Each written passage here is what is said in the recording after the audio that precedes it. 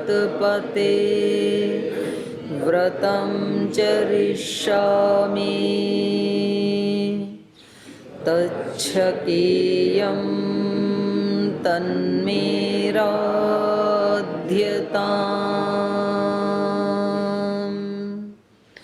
इदमहमनृतात् सत्यमुपैमि ॐ सहनाववतु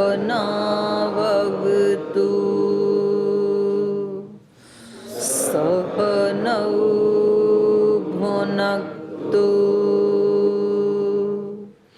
सह वीर्यं करवावहै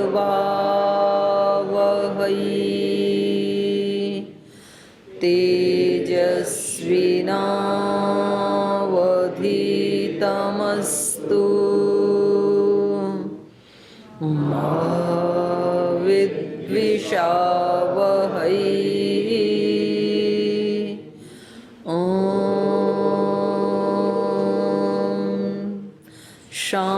शांति शांति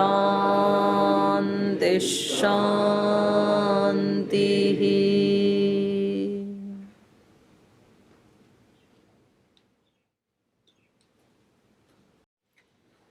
वाल्मीकि रामायण के अरण्य कांड का 8वां सर्ग पढ़ रहे हैं। श्री राम माता सीता की जो प्रार्थना थी हिंसा न करने की और धर्म का पालन करने की, उसका प्रत्युत्तर दे रहे हैं। श्री राम बता रहे हैं, देवी आपने जो कहा वो अपने कुल के अनुरूप ही कहा, अपने व्यक्तित्व के अनुरूप ही कहा। आप विदेह महाराजा जनक की पुत्री हैं जो अत्यंत धर्मात्मा हैं, धार्मिक हैं, और आपने भी, आप स्वयं भी धर्मज्ञा हैं और ऐसे धर्मज्ञ पिता की पुत्री भी हैं, तो आप ठीक कह रही हैं।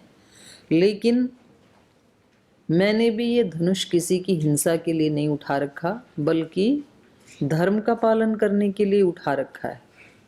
कौन सा है वो धर्म?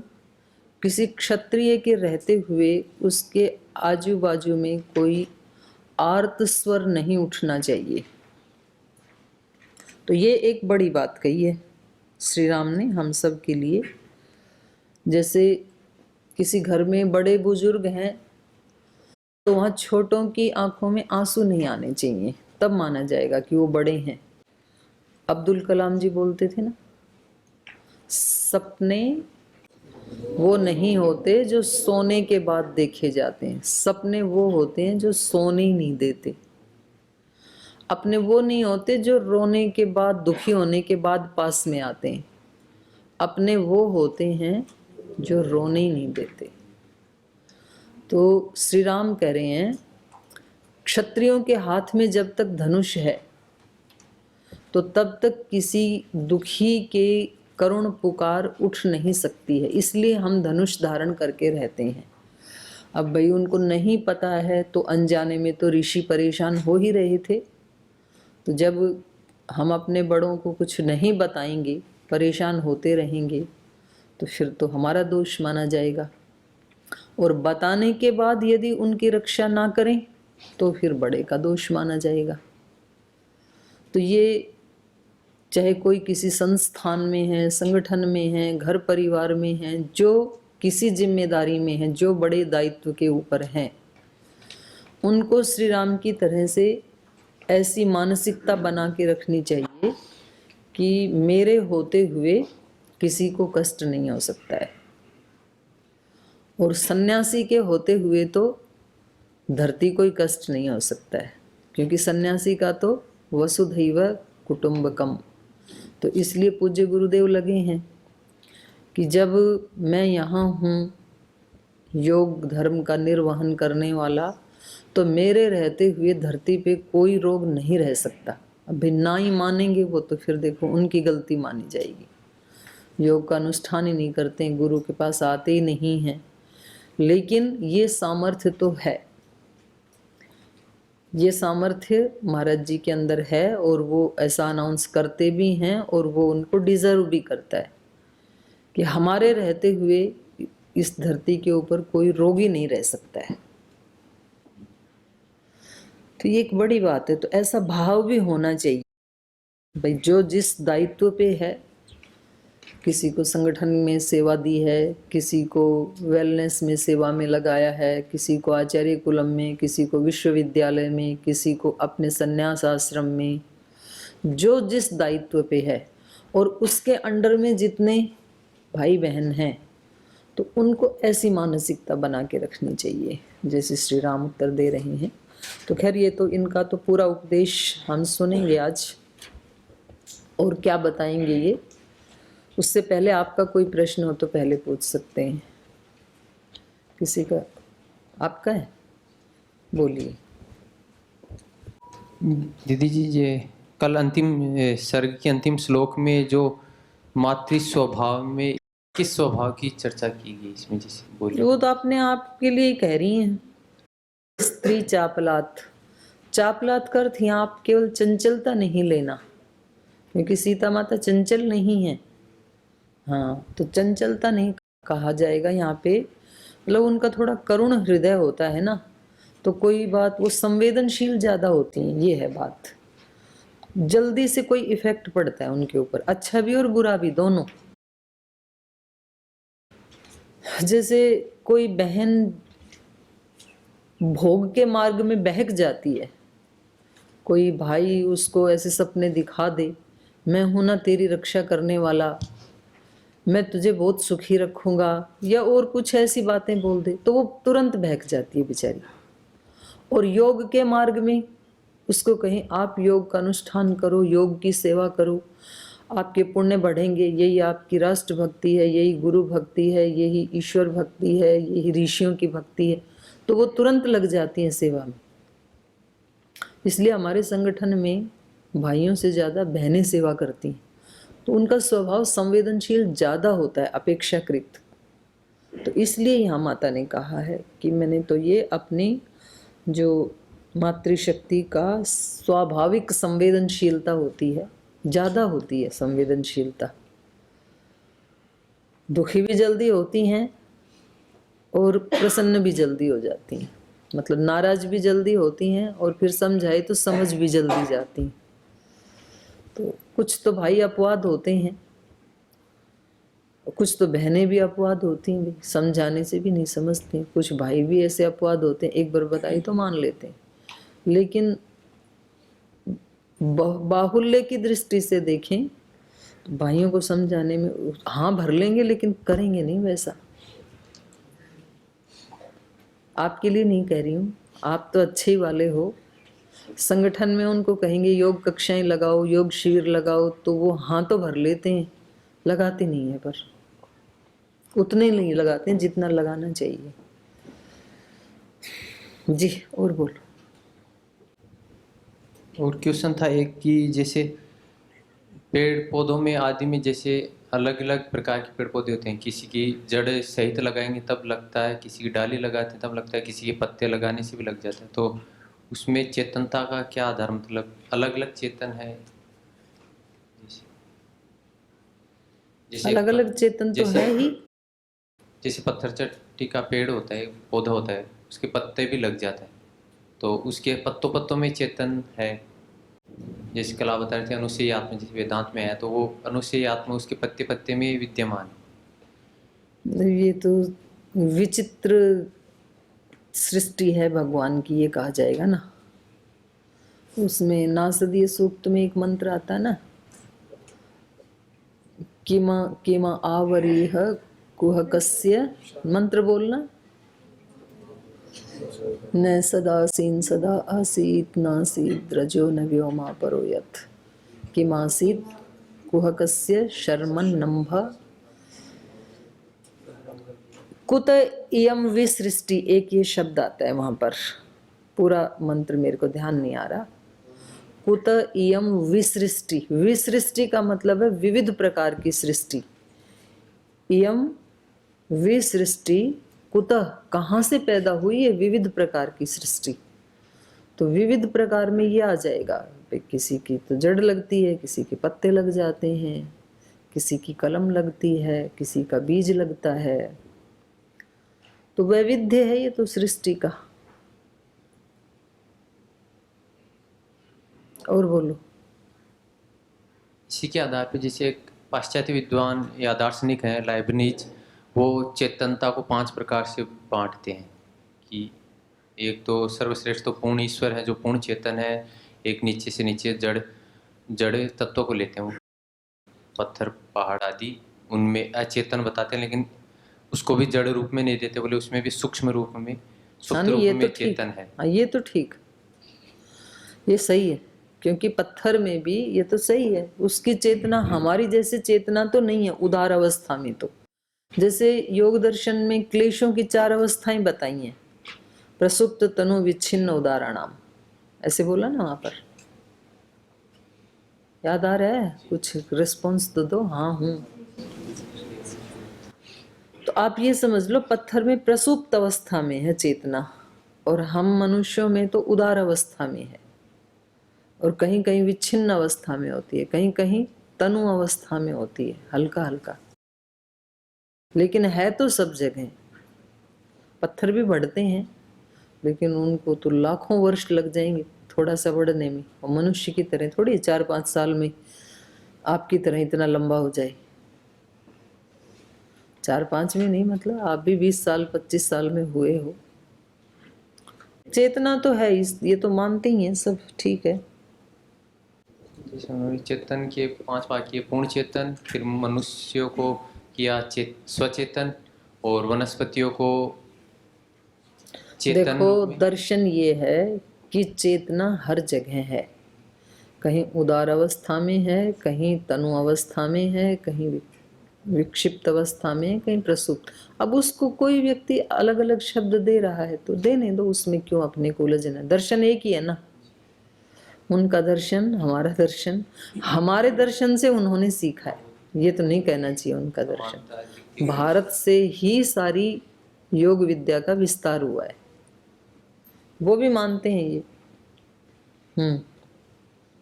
इसको जैसे प्लेटो तो आया ही है यहाँ पे भारत में, उसने तो गंगा किनारे तप किया है। अरस्तु भी आई हैं, तो उन्होंने जाके फिर फैलाया इस भारतीय फिलोसफी को वहाँ पे। जैसे उन्होंने जड़ से लेके पूर्ण चेतन ईश्वर तक की बात की, वैसे हम जो 5 कोष होते हैं आप अपने, नहीं 5 कोश को मत से लो, तुलना नहीं 5 कोश को उसके साथ नहीं जोड़ा जा सकता, अन्न में प्राण में विचार। नहीं उसके साथ नहीं जोड़ सकते आप कि अन्नमय में तो थोड़ी सी, स्थूल शरीर में थोड़ी सी चेतना है और विज्ञानमय में बहुत ज्यादा चेतना है, ऐसे आप नहीं कह सकते। ऐसे प्रकृति में कि जो स्थूल नहीं कह सकते, नहीं कह सकते, पंचकोश के साथ उसको नहीं जोड़ सकते। और जिस कल न्याय में आया था कि 3 प्रकार की योनि, वैसे तो निम्नतर, हीनतर, निकृष्ट, तिर्यक योनि आदि, मनुष्य, फिर देवलोक, फिर योनि तो 8 प्रकार की बताई हैं सांख्य दर्शन में। अगर इसको 5 भागों में बांटे तो इसकी 3 को 5 में क्यों बांटोगे और 8 को 5 में क्यों बांटोगे? ऐसे कोई मतलब ऐसे थोड़ी है कि ऋषियों के ज्ञान को कोई कैसे भी तोड़ मरोड़ डालेगा। आप ऋषि होकर के फिर बात करना, ऐसे कैसे कर सकते हो आप कि न्याय दर्शन में तो 3 बताई हैं, उसको भी हम 5 कर दें तो उसको 5 नहीं कर सकते हो। वो जो कथन कह रहे हैं वो 3 ही होगा, उसमें 5 नहीं आ सकता है।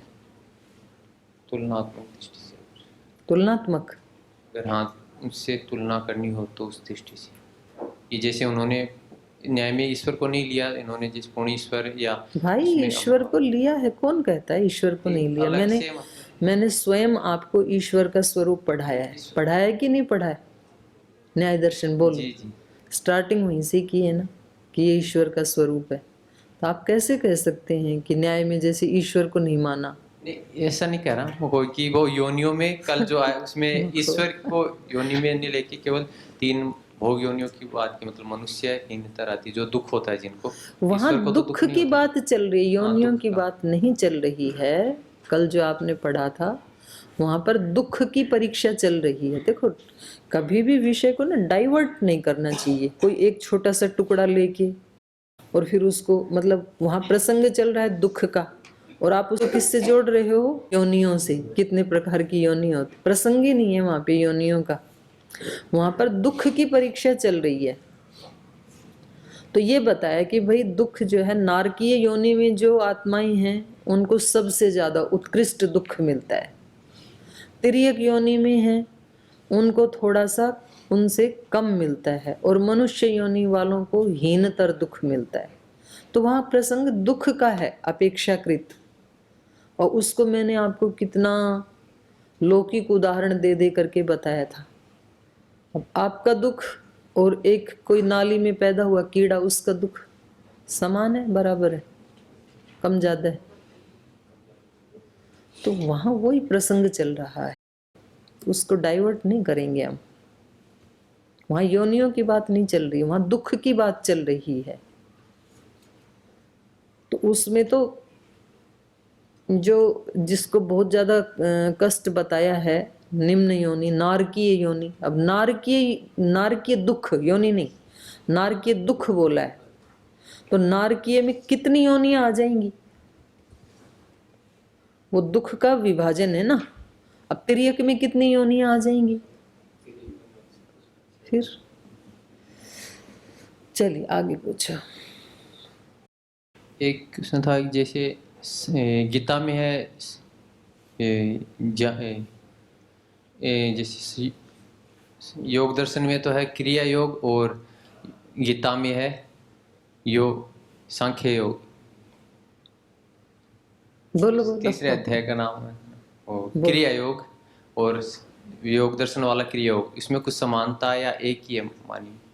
आप तो इतना शब्दों में उलझ गए। नहीं, वैसे ही एक व्यक्ति की परिभाषाओं को दूसरे व्यक्ति से तोलना कि इनको भी या तो वही बोलना चाहिए, या थोड़ा भी अंतर है तो इनको ये नहीं बोलना चाहिए, ये मानसिकता ठीक नहीं है। इसमें यह है कि इसमें कोई समानता गीता का अलग है, सांख्य योग दर्शन का बिल्कुल अलग है। तो संज्ञा को लेकर के दो ऋषियों में ये सोचना ऊंचा नीचा, या भाई कौन सा ठीक है इनमें। अब लोक में जिसको वृद्धि कहते हैं और पाणिनि जिसको वृद्धि कहते हैं, तो देखो ये ठीक नहीं है ना ऐसे कि भाई ये यहाँ जिसको वृद्धि कहते हैं तो पाणिनि भी शायद उसी को वृद्धि कहते होंगे। वहाँ तो भाई अलग है उनकी पारिभाषिक जो संज्ञा है, गुण की अलग है। अब लोक में जिसको गुण कहते हैं, अष्टाध्यायी में जिसको गुण कहते हैं, तो उसका नहीं हो सकता है ना भाई, उनमें तालमेल नहीं हो सकता। गीता की अपनी संज्ञाएं हैं, दर्शन की अपनी संज्ञाएं हैं। कहीं ऐसे होता है कि उनमें बहुत कम डिफरेंस होता है, उसी बात को दूसरा जो कह रहा है कहीं कहीं तो मिल जाता है, और कहीं कहीं बिल्कुल अलग होता है। तो संज्ञाओं को लेकर के ना हमें ऐसे बिल्कुल भी डाउट में नहीं आना चाहिए। हर ग्रंथकार का अपना अधिकार है कि वो अपने ग्रंथ में किन पारिभाषिक शब्दों का प्रयोग करेंगे। तो ये तो हर ऋषि को अधिकार है, वो किस चीज को क्या कहेंगे, ये पांचों दर्शन के ऋषियों को अधिकार है, गीताकार को भी अधिकार है, पतंजलि को भी है। मेरा उसमें विपरीत नहीं था कि समन्वय की दृष्टि से जैसे वेदों का सार दर्शन उपनिषदों को और उपनिषदों का सार गीता आदि को लेते हैं, तो सार रूप में जैसे कर्म योग की बात करूँ, जैसे गीता में कर्म योग है तीसरा अध्याय, और योग दर्शन में तपस्वाध्याय ईश्वर को कर्म योग बताया, क्रिया योग बताया। तो उसको हम जैसे भगवान श्री कृष्ण अर्जुन को कर्म के लिए बोल रहे हैं, वहाँ पे उपदेश दे रहे हैं, तो ये कर्म योग में आ जाएंगे क्या या अलग होगा, उस दृष्टि से पूछ रहा हूँ थोड़ा। जो अर्जुन को समझा रहे हैं वो, हाँ आएगा ना, क्यों नहीं आएगा। जैसे कर्म योग है और वहाँ पे क्रिया योग है योग दर्शन। हाँ तो ठीक है, संज्ञा अलग है तो दोनों का भाव एक ही है, दोनों एक ही बात कह रहे हैं। मैं वही कह रही थी कि संज्ञा का भेद होता है, एकम सद विप्रा बहुधा वदंती वाली बात है ना, सत्य एक ही होता है, लेकिन उसके नाम उसकी संज्ञाएं हर व्यक्ति थोड़ा थोड़ा चेंज करता है, कभी वो की वो भी कर देता है, तो वो ऋषि की मर्जी है। तो क्रिया योग कर्म योग तो दोनों एक है। और बोलो। एक क्वेश्चन था, जैसे आप ही बोले वैसे कि भिन्नताएं अलग अलग अर्थ कर देते हैं। जैसे अब सांख्य दर्शन है, इसमें कोई संशय नहीं कि ईश्वरवादी है या नहीं ईश्वरवादी, लेकिन जैसे बाहर की पुस्तकें या जो नेटवादी की पुस्तकें में लगा है या जो बाहर के सिलेबस में लगा है, ईश्वर को स्पष्ट अनिश्वरवादी बोलते हैं। और ईश्वर को नहीं, सांख्य को हाँ, ऐसे सांख्य को। हाँ। तो अब सांख्य तो हर बात को सिद्ध करने के लिए श्रुति प्रमाण अंतिम में श्रुति को ही रखता है। तो जहाँ जो दर्शन श्रुति को मानने वाला है वो अनिश्वरवादी कैसे हो सकता है? तो देखो, इस क्लास में सारे सांख्य को ईश्वरवादी ही मानने वाले हैं। तो यहाँ वो प्रश्न करेंगे अपन। मैं भी ईश्वरवादी हूँ, मतलब सांख्य की दृष्टि से ईश्वरवाद को ही मानने वाली हूँ। आप भी वही हैं। तो प्रश्न पूछो आप। आप बता रही हो। जिससे मखो कि अब एक तरह से मखो नहीं बोलते हैं, तो टैग वर्ड्स आते हैं ना, तो जैसे कि मखो। हाँ बोलो। नहीं, मैं इसलिए बता रही हूँ ना भाई, वो हटानी है ना चीजें। जी, सिलेबस में या पुस्तकों में अनिश्वरवादी रूप में कैसे पढ़ाया या आता है?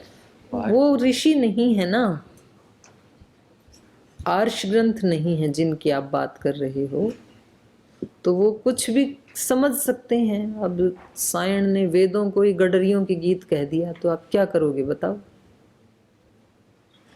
क्योंकि वो ऋषि तो है नहीं। तो वेद किस चेतना से लिखे गए? वेद के मंत्रों के जो 3 अर्थ हैं वो तो वो समझ नहीं पाई, केवल स्थूल अर्थ को लेकर के फिर बोले ऐसे ही वो गाय भैंस भेड़ चराते हुए ऐसे जो मन में आया वो लिख डाला। तो उसका क्या करोगे आप? तो प्रश्न यहाँ पर ज्यादा प्रश्न तो सिद्धांत से संबंधित प्रश्न की चर्चा भी की जा सकती है, ठीक है, वो भी। उससे भी ज्यादा अच्छा है कि साधना से, अपनी व्यक्तिगत साधना से संबंधित चर्चा करें या तो रामायण से संबंधित चर्चा करें, ज्यादा अच्छा है। और बोलो, और किसी का कोई प्रश्न? जी। माता जी प्रणाम। माता जी, रामायण के स्वाध्याय से बार बार ये चीज़ निकल के आती है कि मतलब राम जी का वनवास विशेष कारण से हुआ, कि मतलब रावण की हत्या के लिए ही उनका वनवास हुआ है, मतलब कोई और कारण भी मान सकते हैं इसमें। जितनी परिघटनाएं मिलती हैं उसमें मतलब सारे ऋषि मुनि उनको अस्त्र शस्त्र दे रहे हैं, बड़ी तैयारी, इतने प्रबल तो हैं वो, इतने ताकतवर शक्तिशाली। बचपन में उन्होंने इतने वध किए हैं असुरों के, लेकिन जहाँ भी आश्रम में जाते हैं सभी ऋषि मुनियों ने अस्त्र प्रदान कर रहे हैं। उसके पीछे कारण क्या मानने की, मतलब ऐसा क्यों? इतनी बड़ी समस्या है ये कि वनवास रावण को मारने के लिए हुआ या और कोई कारण था? क्यों हुआ? हो गया जो भी था। भगवान राम धर्म का मतलब निर्णय माता जी एक तो देखते हैं, पिताजी ने कहा मान लिया, घर परिवार रिश्तेदार समाज मना कर रहा है तब भी नहीं माने, और फिर वहाँ देखते हैं माता सीता मना कर रही है तो फिर माता सीता की नहीं मान रहे, फिर समाज की मान रहे।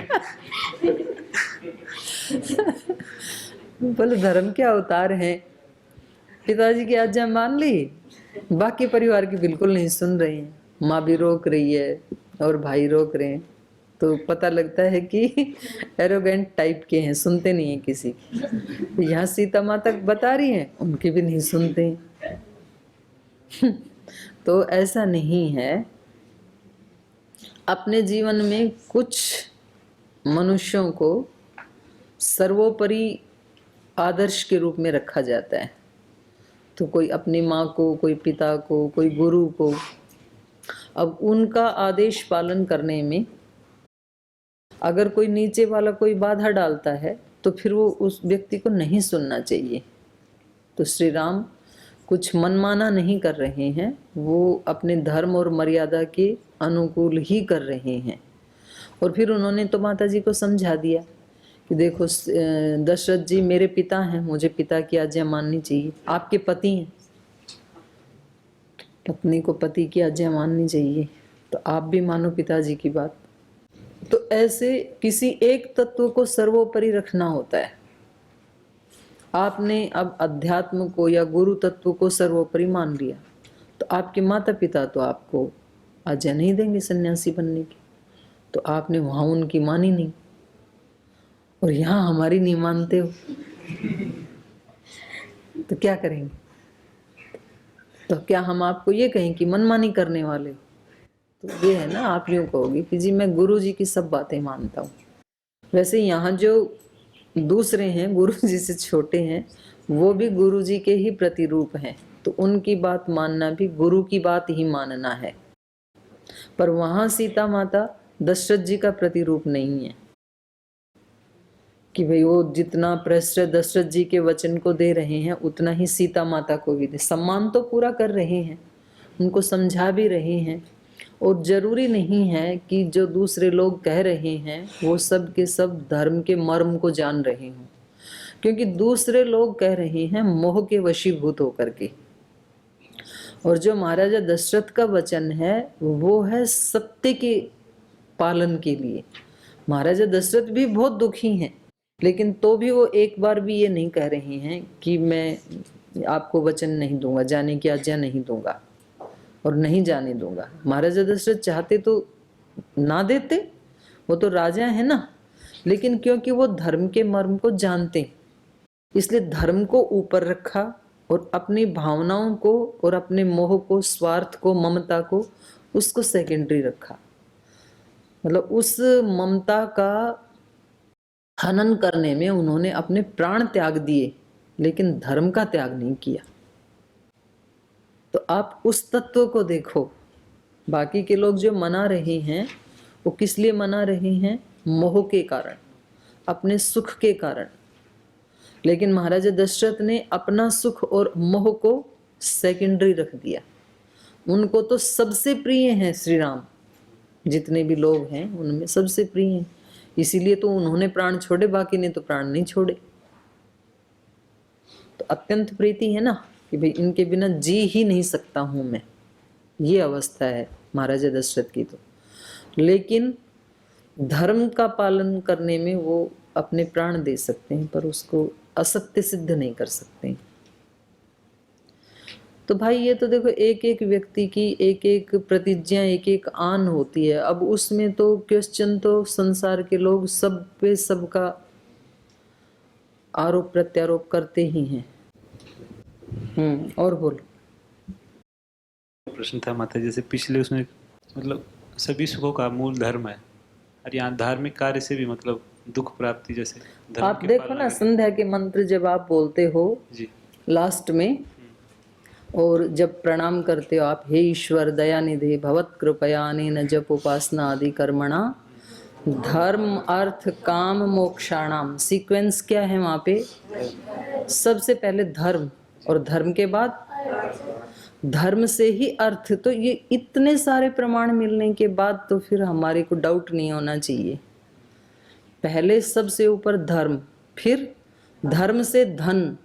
उन्होंने भी बताया ना अर्थ, चाणक्य ने भी तो ऐसे ही बताया, यहाँ भी ऐसे ही बताया सीता माता ने भी कि सारे सुख धर्म से मिलते हैं, सब सुख। तो वहाँ भी ऐसे ही बताया धर्म अर्थ फिर कामनाएं। कामनाएं कौन सी? सत्कामनाएं। पहले व्यक्ति धर्म को सर्वोपरि रखे, उससे फिर उसको अर्थ भी मिलेगा, और वो अर्थ किसके लिए है? सत्कामनाओं को पूरा करने के लिए।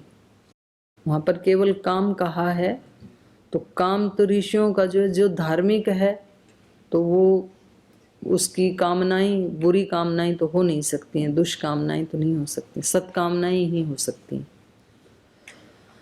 और सत्कामनाओं में आ जाते हैं दूसरों को सुख देना, ये है सत्कामना। सर्वे भवन्तु सुखिनः, सत्कामना में ये आता है। मैं सुखी हूं ये सत्कामना नहीं है, सर्वे भवन्तु सुखिनः ये सत्कामना है। क्योंकि सब में हम भी आ ही गए ना, सर्वे भवन्तु सुखिनः, तो सर्व शब्द तो सबको इंक्लूड कर लेता है ना अपने अंदर, तो उन सब में हम भी आ गए। लेकिन मैं शब्द कहने से सबका ग्रहण नहीं होगा। हम कहने से तो हो जाएगा, मेरा भी सर्व कहें या हम कहें, लेकिन मैं शब्द में सब इंक्लूड नहीं होगा। तो ये सत्कामना है। और जो ऐसी सत्कामना पूर्ण जीवन जिएगा तो मोक्ष अपने आप हो जाएगा।